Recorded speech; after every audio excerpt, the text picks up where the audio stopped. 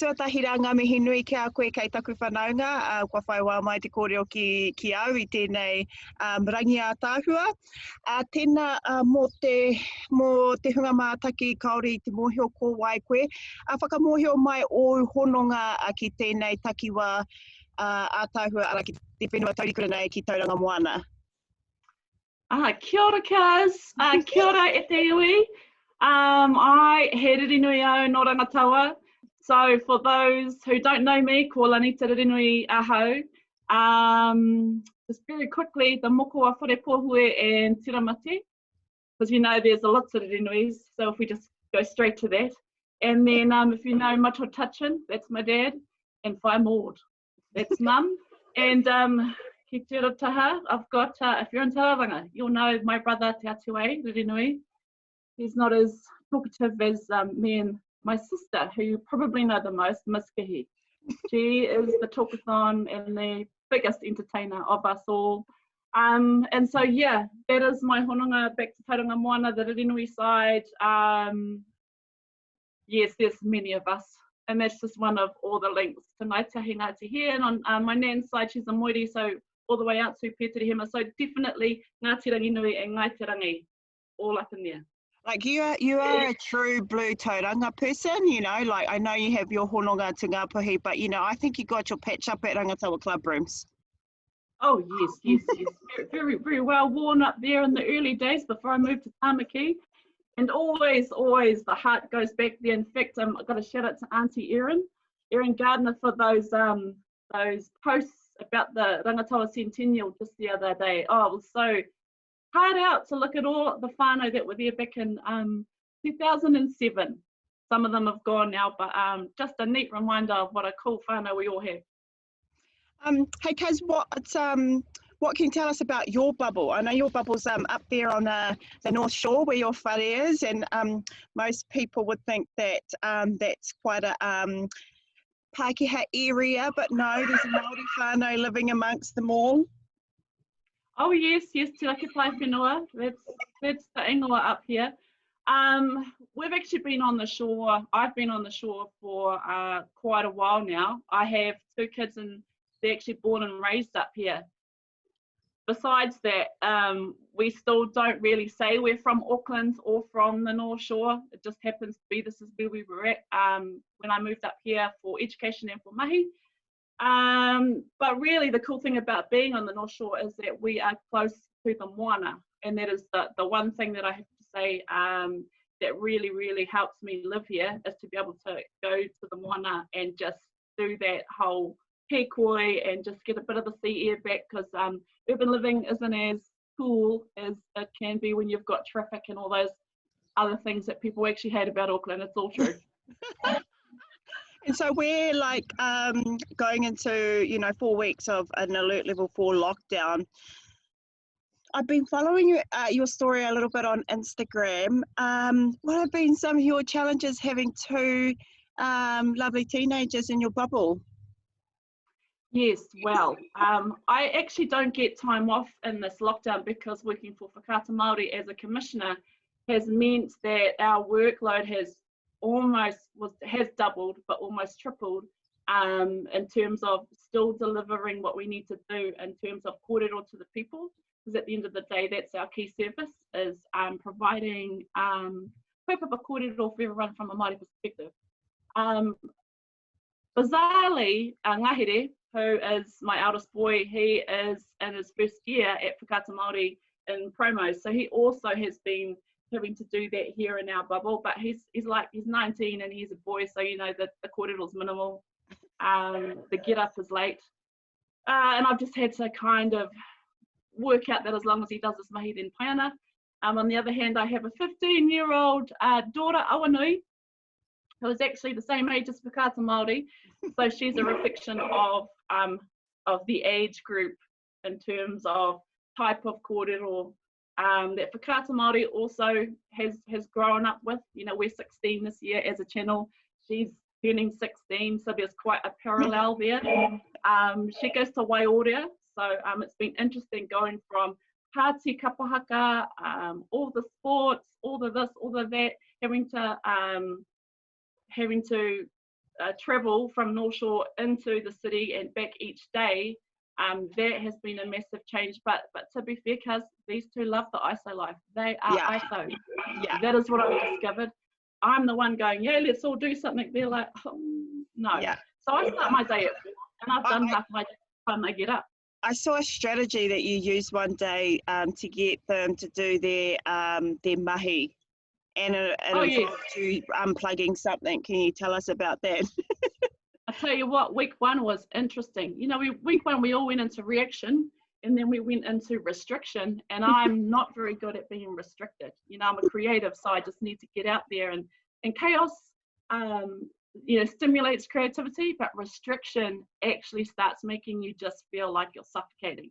And I knew I love my kids, but I was like, oh my gosh, I'm stuck with them in a week. They are lazy. They are not doing anything. They are not to my schedule that I need to happen in this study, because we're in lockdown whānau. I was just like, oh my gosh, we need to do all this stuff. Actually, we didn't. But what I did do was this whole Tautarangi Māori, because the last name might be Ririnui, but we've got to not be nui on the riri. So what I did do was I was like, right, these lot don't want to get up. Haiana, don't get up. Also don't have Wi-Fi. So I got up, took the Wi-Fi, and went for the biggest, longest hikoi around the block 1,000,000 times that I could. Left a neat little list of what you can do when you actually get up to get your Wi-Fi back. And I tell you, I got back and wowee, all done. All done. The list was done, the video was clean, it was a miracle. That was in week 1, and so the Wi-Fi went back on. There wasn't any arguing, it was all good. And actually, 3 weeks in, they've actually taken more responsibility about the different things that need to be done in the whare to just live together, because teens don't care. I do. But it's just uplifting their game, you know, and for me, that's rangatiratanga. If you can lift your own game and have ownership on what you contribute to your own bubble or world, then koina te mea nui. I can hear a bit of Auntie Morden in that kōrero, cuz, but you know, we'll love it. Yes, well. Up with you today was actually about your mahi at Whakaata Māori. Can you tell us a little bit about what that is? What's your role there? What do you do? You know, do you get free Homaita Paki Paki t-shirts with that mahi? Oh, bless. You know, Whakaata Māori is really like a home for many of us Māori who work in the industry. I was lucky enough to go there in the earlier days and come through a really amazing phase where everyone, you know, they just really left us alone. They didn't really know what to do with us. They just let us do stuff. And so amazing things were created, like Mātātai, there was Code, all these old classic faves came out, and that was purely because we just were all excited to be doing kaupapa Māori and things that we enjoyed. Then there were like, obviously the news, where you came and contributed as well with Te Kaya and their Native Affairs, that were really important programs so that our people could start seeing things that really reflected how they lived. And, you know, I said before, Awanui is 16. She has grown up with Whakaata Māori. She does not know a world before that. And so it's quite interesting to see how some of the young ones kind of take it for granted. They almost expect there to be a Māori voice in places, but the fight was really, really quite hard. So, you know, 16 years later, in my previous life I was a producer, director, did a bit of presenting, and now I'm a commissioner. So in the industry, a commissioner really is someone that works with local production houses who make programs for the channel. In this new phase or wave of Whakaata Māori, we've actually got a new name for our mahi, and it's Kaiko Kiri Kaupapa, which I feel really reflects it a bit more. Previously, commissioning was, as a producer director, like it was like trying to go and ask God if he could be in heaven, you know, to get your pūtea, to get your program, whereas it's very, very different now. We are one of many platforms in this digital age, and so it has to be a lot more collaborative. And I left traditional TV to span out to do a lot more digital work, Indigenous stories and international stuff, and the more collaborative way was actually more aligned to how we are as Māori. And so with all the changes that in the industry, it looks like it's negative, but actually I feel like it's a good thing, because it's attuning more to how we are as people, as Māori, and allowing people to be their own person and have their own āhua and things like that. It's not a whole wash of one thing. Hey, Kaz, obviously we've seen during this lockdown and the week leading up to it, a lot of pick up in terms of people using technology more at home, telling their own stories. And I know that you guys have been working alongside content producers around the country to help them produce amazing content to continue to tell our people's stories. What are some of those kaupapa? Because I've seen a few, but I want you to tell everyone about some of those. I'm really proud of Whakata Māori, actually, because the way that the channel is, we're little, we don't have a lot of commercials. We were able to really turn around and decide and do things very quickly. You know, it's actually like ringing the whānau, because there's a hui or a kaupapa at the marae and everyone just rolls in. What I found was that people that had the egos, that were here to make money, you never saw them, and I was grateful, because no one wants to bother with that. What I saw were the survivors who came in and offered tautoko to help us to continue to strive and thrive. So, and you know, no one knew what we were going to do when we couldn't get a crew, when we couldn't leave the bubble. But in the digital space, there's heaps of content creators that make their own stuff. So we were lucky that some of the real cool ones came through. We have had a short musical series called Lifted, and one of the cool ones was obviously Joel from LAB, based over there, to contribute to that.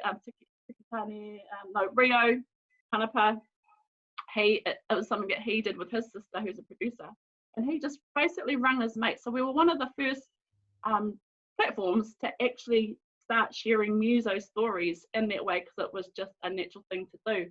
Other things, obviously my sister did some rural tips from Rafiti. So even though they were from Rafiti, there's a lot of things in there that heaps of rural people will go, oh yeah, cool. And it was about the kai packages and things like that that are quite relevant now. And then stories like whānau on the front line. Hey, Kaz, when your sister does stuff like that, a little birdie told me that is unscripted, like that is a one-shot wonder, horero, and it is straight off, like. Well, you know, if you know her, that's how she talks. So, in the interest of our kaupapa, our content that needs to be at duration, as long as girls edit it, then she can fit. Yeah. What's been the uptake of that? Because it's blooming impressive. Like, you know, like specifically her stuff. Like, for me, it's quite uplifting for our whānau, you know, to find a bit of humour in these pretty tumultuous times. Well, you see, when we first went into lockdown, the whole country just felt like worried.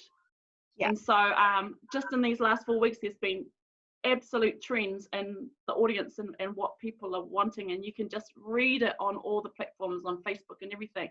And you know, it's a sensitive time, so content is quite low risk, because all people want to feel is safe and secure. Yeah. Then once you get through certain things, about 3 weeks in, you can start to see people loosening up a little bit and maybe needing that uplift, because watching those government updates every day, you know, just hoping for numbers to rise, and are we going to survive? Where's this virus? You couldn't joke about too many things. And then you got to a point where, well, maybe you can just have a bit of a giggle, because one of the biggest kaupapa was dealing with tangihanga in those first few weeks, and that was just tough. And even for us at Whakata Māori, when Huirangi passed, having our reporter Kirama go down there and try and just be there to share for so many people who you know, would have wanted to be there. And Marae also did a particular kaupapa. They changed the format to be Māori.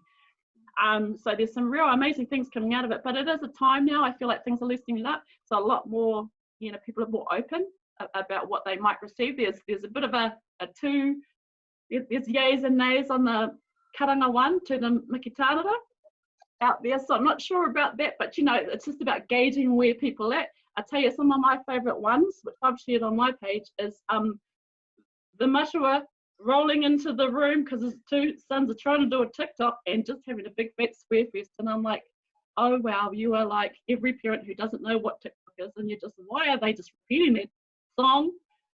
Well, lucky he went in, because I tell you, I bet you he gave life to that TikTok account, because I don't know if those boys were ever going to get that. It was great, and it was real, like, you know, like, that's the reality. It was a reality, and you know what, I've seen that video, I just saw it this morning, and I kind of heard the music, and I thought, geez, no, ka aroha ki tērā pāpā, because it's annoying. It was an actual song, and also they were unco, you know, with love to my Pākehā brothers. Never but gonna get it. No. Never gonna get it. And that's the thing about a lot of the content, you know, so now everyone thinks they want to be on there and showing themselves, and I do have some key tips for those who want to share their content. Number one, you know, content is about connection. So what are you putting up there? Why are you putting it up there? Do you need to make yourself feel better? Do you need to share your sad story? Well, does it need to go to the world? I'm not sure. You know, consideration. Just consider who's going to look at it. Today I brushed my hair. You know what? I put some earrings on, because they're always going to watch, and they're not going to listen to me if they're like, oh girl, consider yourself. Look at you, your hair is. So, you know, consideration. That's why I got dressed up. Having some consciousness around what you're doing and what you're saying and what you're sharing. And then don't try and be all righteous and then expect no one to say anything, especially if you're Māori. I mean, come on now. So be prepared for any kickback. Be thick-skinned. Oh, you know what? If you share something with goodness, it usually comes back with goodness.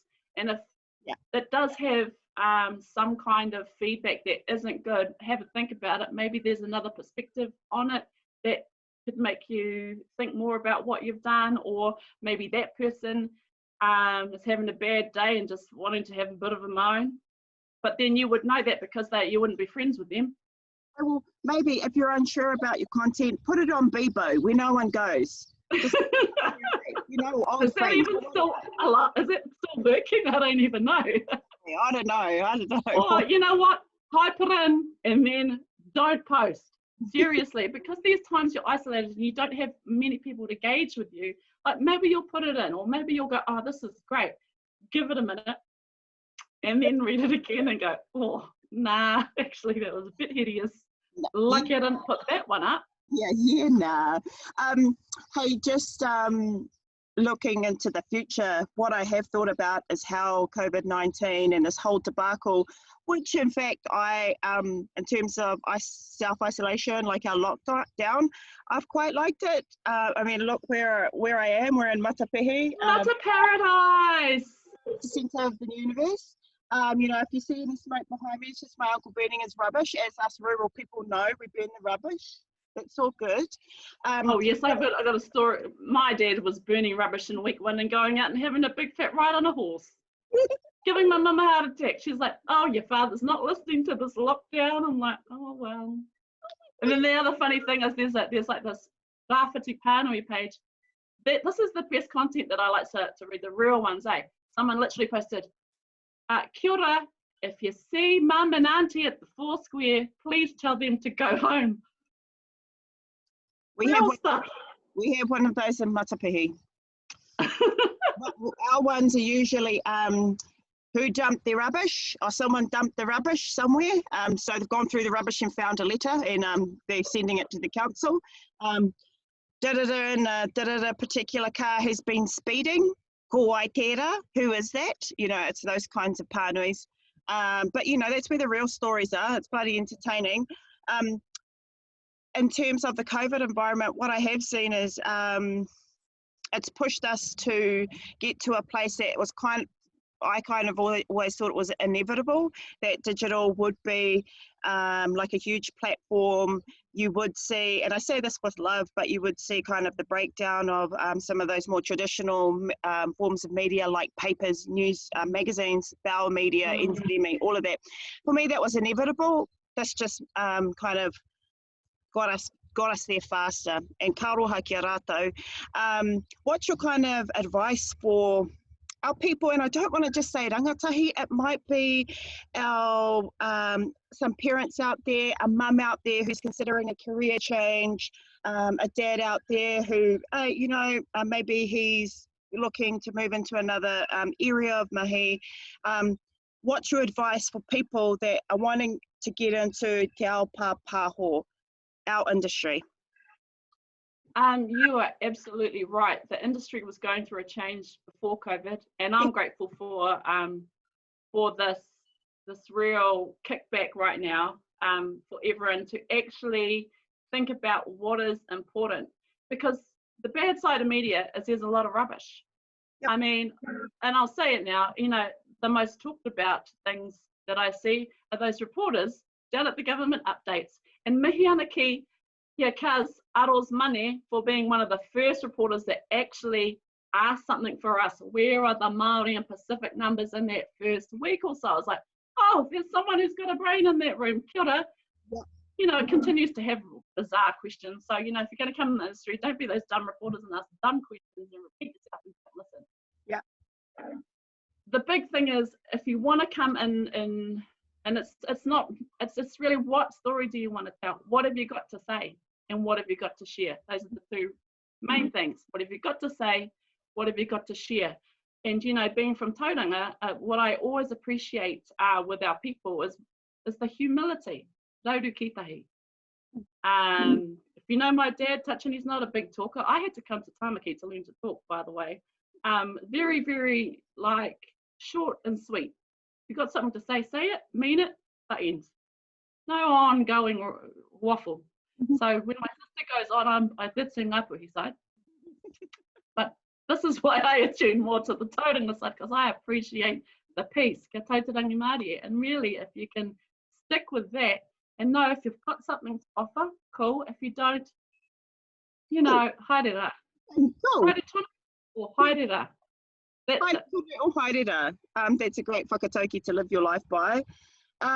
Any final words before we wrap up this kōrero?